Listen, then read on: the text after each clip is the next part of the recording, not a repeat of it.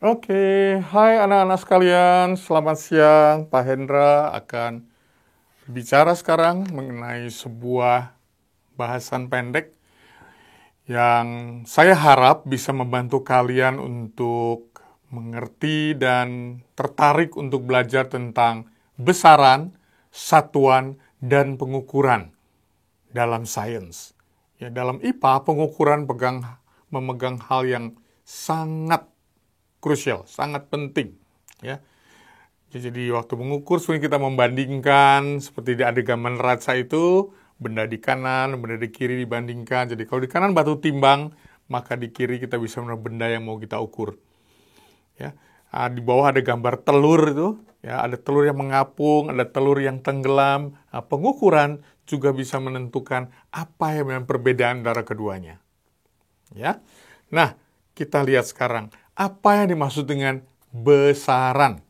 Sebetulnya, ya penting sekali untuk tahu bahwa dalam IPA kita menentukan segala sesuatu dengan cara mengukur atau menghitung. Nah, yang diukur dan atau dihitung itu adalah besaran.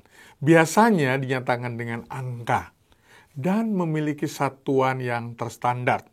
Misalnya, kalau saya punya sebuah stick, ya, saya tidak bisa bilang, oh panjangnya 1 ruas jari saya. Ya, karena dari semua orang yang bilang 1 jari saya, ukurannya kan beda-beda. Nah, maka itulah pentingnya waktu mengukur kita memiliki satuan yang terstandar. Ya, dan biasanya itu punya nama. Misalnya panjang dalam meter, berat dalam kilogram, waktu dalam sekon atau jam. Ya. Nah, besaran dibagi dalam 2 kategori dasar, anak-anak. Ya, ada besaran yang langsung bisa diukur, namanya adalah besaran pokok. Tapi ada juga besaran yang tidak bisa langsung diukur, ya, tapi merupakan gabungan dari berbagai besaran pokok. Besaran semacam ini dinamakan besaran turunan. Karena untuk menghitungnya, kita menurunkannya dari berbagai besaran pokok. Kita lihat contoh-contoh nanti ya. Sebelum ini kita akan lihat apa saja yang disebut dengan besaran pokok. Nah ini, ada berbagai macam besaran pokok. Sebetulnya ada 7 macam besaran pokok yang mendasar. Ya, dalam satuan yang disebut satuan SI atau satuan internasional, ya besaran pokok ada 7. Kita hanya akan melihat 4 saja untuk kelas 7 ini. Ya teman-teman ya. Jadi nanti kita akan melihat panjang atau length. Kita akan melihat massa atau mass. Kita akan melihat waktu atau time. Dan temperatur. Itu yang akan kalian pelajari di kelas 7 ini. Panjang, massa, waktu, dan temperatur atau suhu. Di kelas selanjutnya kalian akan lihat lagi 3 besaran pokok yang lain, yaitu arus listrik atau electric current, luminosity atau kecerahan permukaan, lalu ada amount of substance, ini di kimia, ini jumlah zat.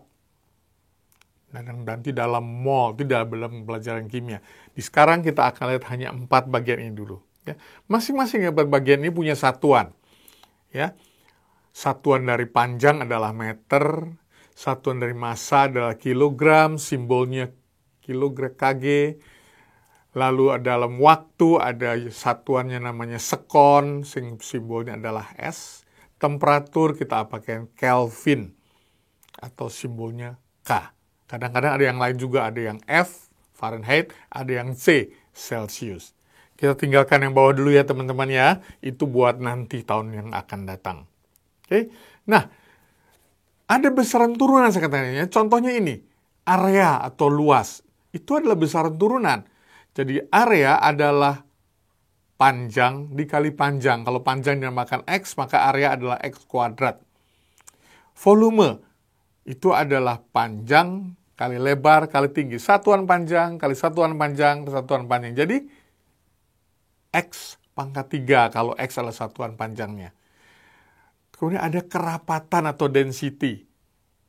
Ini juga besaran turunan. Dia tergantung pada massa dibagi volume. Jadi untuk menghitung density, kita harus menimbang massanya, mengukur volumenya, yang tadi X pangkat 3 itu, baru bisa menghitung nilainya density atau kerapatan.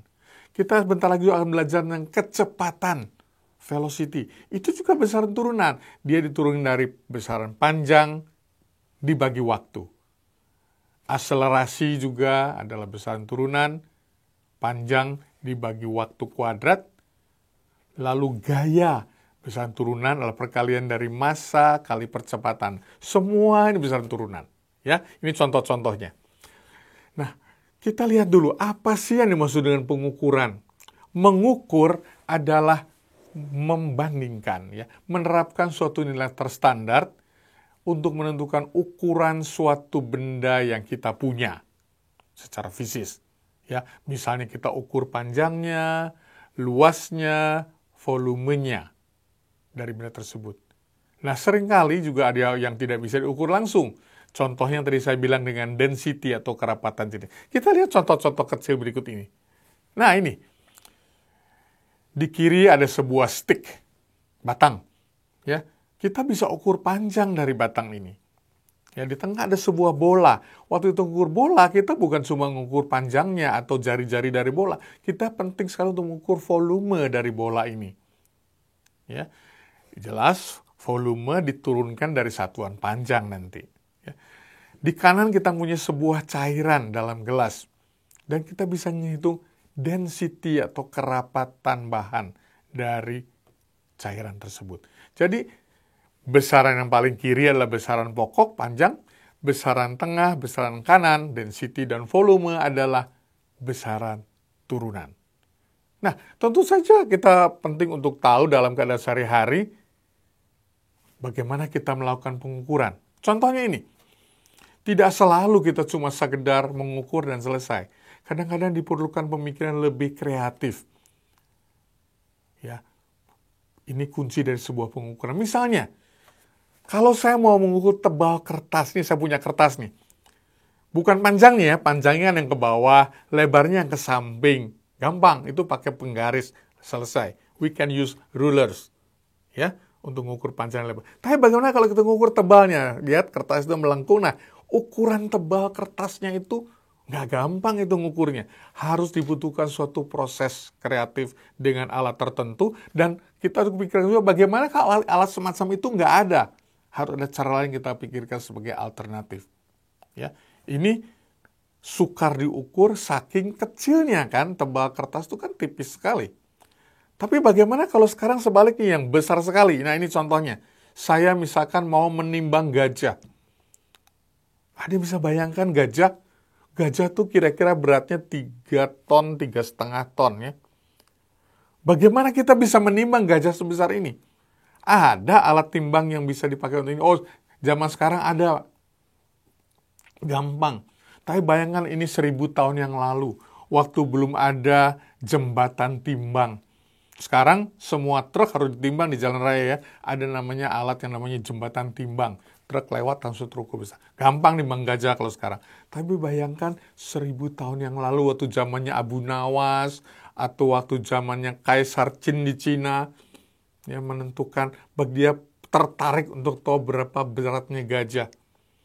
Waktu itu sudah ada orang-orang yang berkreasi untuk menentukan berapa beratnya sang gajah. Nah, ini tantangan buat kalian. Kita ketemu lagi nanti. Bagaimana cara kamu bisa menimbang gajah? Ya, beratnya berapa kira-kira? Sekitar 3 ton sampai 3,5 ton.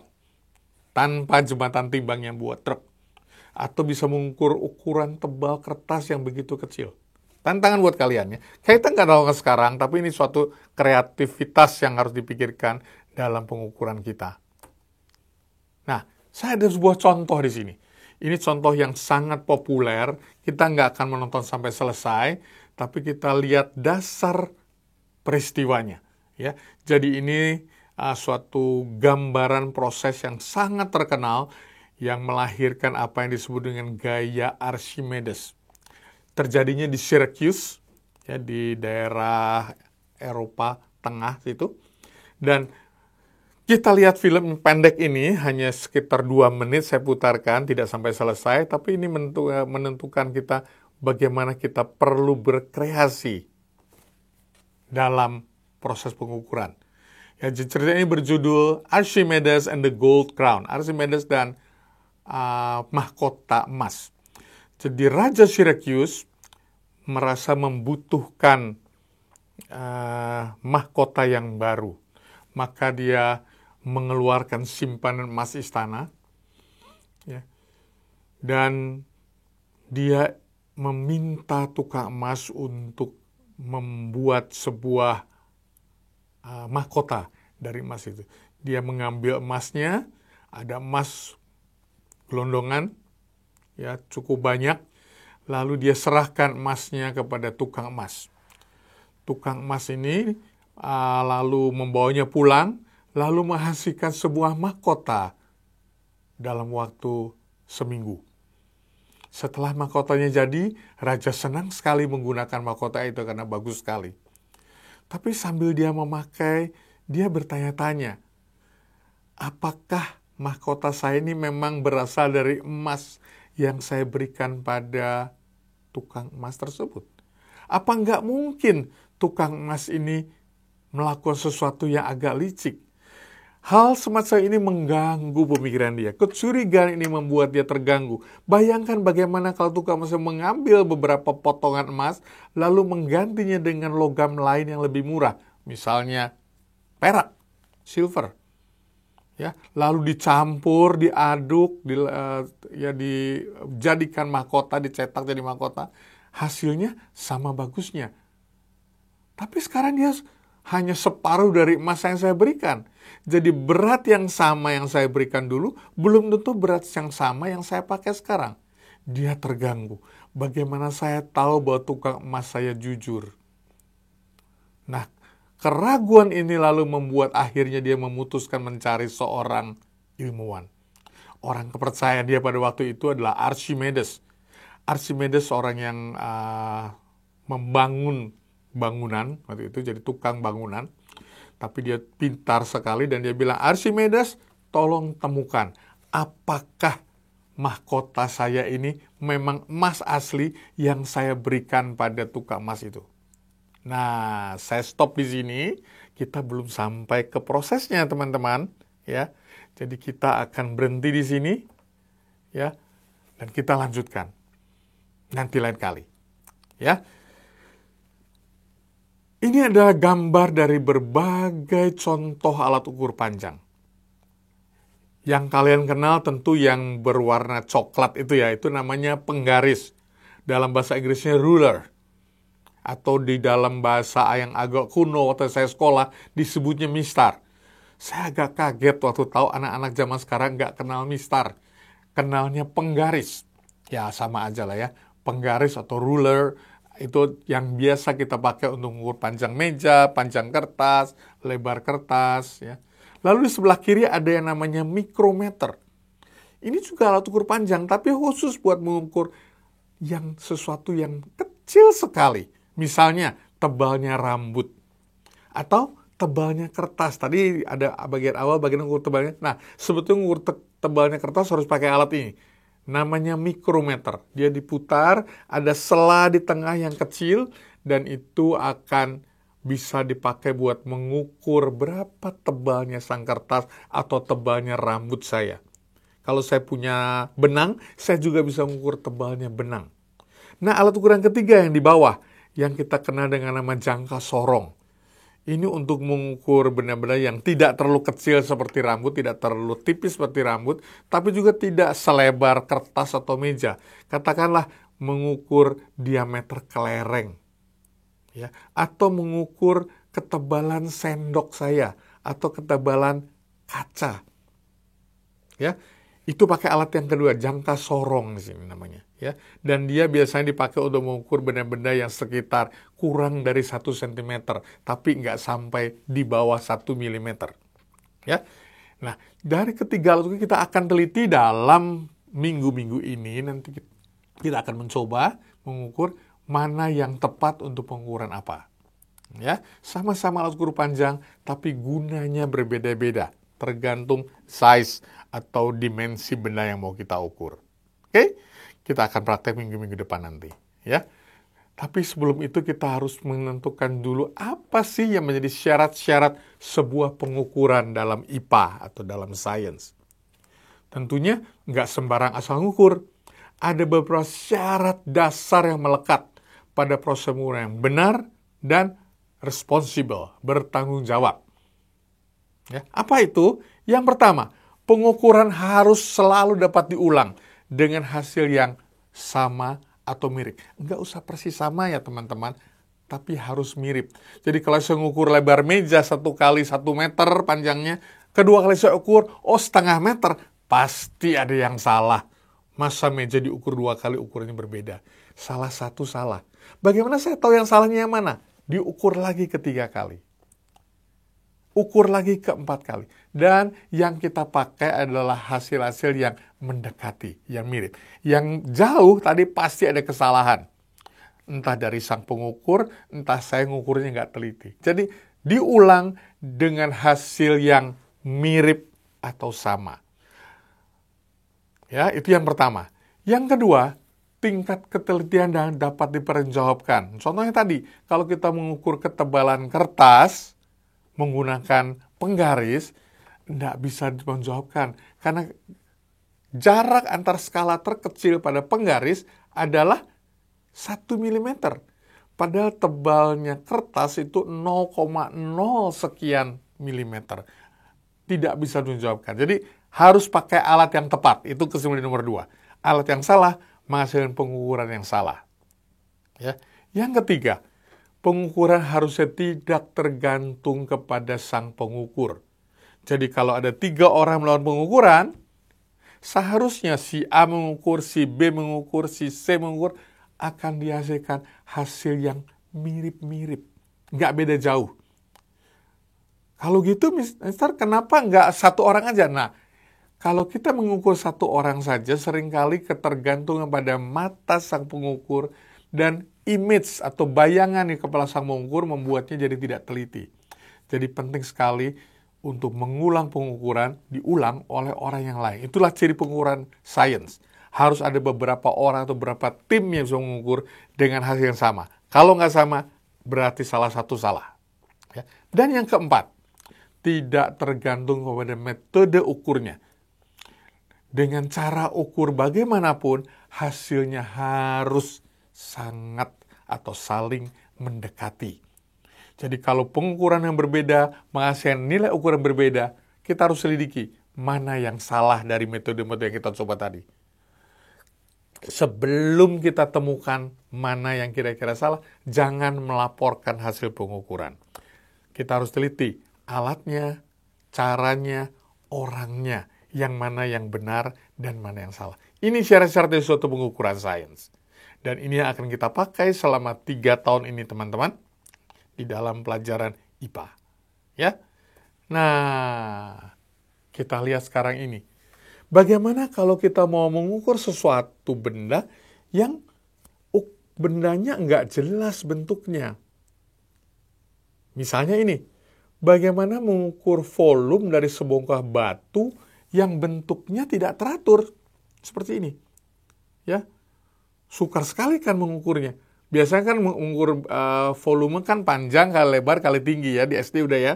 Tapi kalau batu, panjangnya kanan sama kiri nggak sama, lebarnya nggak sama, tebalnya juga bergerigi. Nah, nggak bisa kan diukur dengan mudah. Atau yang kanan, kita mengukur volume dari sebuah kunci. Disinilah dibutuhkan proses kreatif dalam semua. Ternyata ada caranya. Kita akan lihat dalam ini nanti ya. Ternyata kita bisa mengukur volume sebuah kunci dengan cara yang sangat kreatif. Ya, ini akan kita pelajari dalam minggu depan. Guru-guru kalian akan mengajak kalian untuk berdiskusi tentang cara-cara ini. Ya. Nah, sekarang kita lihat contoh-contoh dalam terapan yang akan bisa kita lakukan. Ya. Ada beberapa peristiwa yang tentunya akan membantu kalian nanti untuk memutuskan gimana sih caranya. Yang pertama 2 tadi ya. Bagaimana mengukur tebal kertas? Tadi pakai mikrometer ya. Bagaimana kalau sekarang saya nggak punya mikrometer? Tapi saya butuh mengukur tebal kertas. Ya. kertas yang dipakai buat ulangan kalian biasanya itu tebalnya berapa sih? Tapi saya nggak punya mikrometer. Kita pikirkan caranya nanti. Ya, tanya sama guru kalian. Boleh juga cari di internet, pikirkan gimana caranya. Kalau nggak punya mikrometer, hanya punya penggaris, tapi perlu mengukur tebal kertas. Ya, yang kedua, menimbang gajah tadi. Silakan cari di internet. Ada nggak sih cara yang cerdik untuk bisa menimbang gajah tanpa melukainya, tanpa memotong-motongnya? Karena timbangannya segitu nggak ada. Ya, dan bayangkanlah kita nggak punya jembatan timbang untuk truk itu. Ya, tolong pikirkan. Minggu depan kita akan diskusikan lagi. Yang ketiga, bagaimana saya mengukur waktu ayun atau periode dari sebuah bandul. Ya, saya akan punya sebuah bandul di sini. Ya, mari kita lihat gambarnya. Ya, saya akan mengayunkan sebuah bandul. Ini contohnya. Ya. Nah, cepat ya ayunannya ya. Ke kiri, ke kanan, ke kiri, ke kanan, ke kiri, ke kanan. Nah, yang ditanyakan, berapa periode ayunan bandul ini? Jelas pakai stopwatch, ya ada timer gitu. Ceklik hidupkan, ceklik matikan. Waduh, ternyata pendek sekali waktunya. Coba ya, kita coba lagi ya. Klik hidupkan, klik matikan. Udah lewat. Jadi kemungkinan salahnya besar sekali. Nah, bagaimana kita bisa membuatnya lebih teliti? Atau kalau bandul ini saya putarkan. Ya, saya bundel kecil, lalu saya putarkan. Maka saya sekarang mendapatkan sebuah gerak melingkar. Ya kan? Sebuah gerak melingkar seperti ini. Nah, saya mencari berapa sih waktu untuk menjalani satu lingkaran. Gampang teman-teman? Nggak gampang, karena waktunya pendek sekali. Kurang dari 1 detik. Jadi kalau kita memakai stopwatch, ya, jam penghitung, pasti akan tidak terdeteksi dengan teliti. Karena kurang dari 1 sekon dia udah beredar lagi. Tapi harus ada caranya. Nah, itulah inti dari proses-proses pengukuran. Memikirkan bagaimana cara kreatif saya bisa mengukur berbagai hal-hal kecil ini, mengukur tebal kertas tanpa mikrometer, menimbang gajah, mengukur waktu atau periode bandul ayunan, mengukur waktu edar sebuah titik massa yang berputar satu lingkaran. Ya. Nah, untuk bisa sampai sana, kita harus cari ide kreatif dan itu kita akan bicarakan minggu depan. Ya, sebelum nanti kita berpindah ke kemudian berikutnya itu mengukur suhu. Karena sehabis bahan ini selesai, kalian akan masuk ke topik yang namanya panas. Di situ akan banyak kita mengukur suhu. Nah, ya, jadi itu bahan hari ini, anak-anak sekalian.